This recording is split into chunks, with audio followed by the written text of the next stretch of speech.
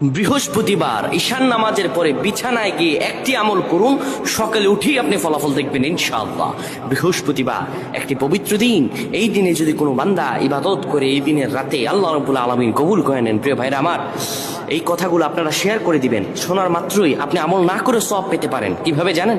আপনার একটি শেয়ারে আপনি আমল না করেই সওয়াব পাবেন। আপনার একটি শেয়ারে যদি অন্য ভাই আমল করে তার সমপরিমাণ সওয়াব আপনি পেয়ে যাবেন। রাসূল সাল্লাল্লাহু আলাইহি সাল্লাম বলেন, বাল্লিগু আন্নি ওয়ালাউ আয়া, আমার পক্ষ থেকে একটি আয়াত, একটি হাদিস যদি তোমার কাছে পৌঁছে, তুমি এটি অন্যের কাছে পৌঁছে দাও। সুবহানাল্লাহ।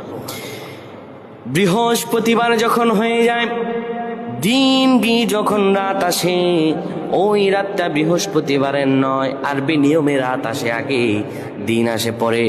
রাত গভীর হয়ে যাওয়ার পরে কোনো বান্দা যদি ঈশানের সালাত আদায় করে একটা পবিত্র বিছানায় যখন যাবেন আপনি, ওই বিছানাটা যেন পাক ও পবিত্র হয়। ওই বিছানায় আপনি সুন্দরভাবে বসে যাবেন। তারপরে বসে যাওয়ার পরে আপনি দোয়া পড়তে থাকবেন, আর রহমান আর রহমান 7 বার পড়বেন। এরপরে পড়বেন আল্লাহুম্মা বিইসমিকা আমুতু ওয়া আহইয়া, ঘুমানোর দোয়া পড়বেন।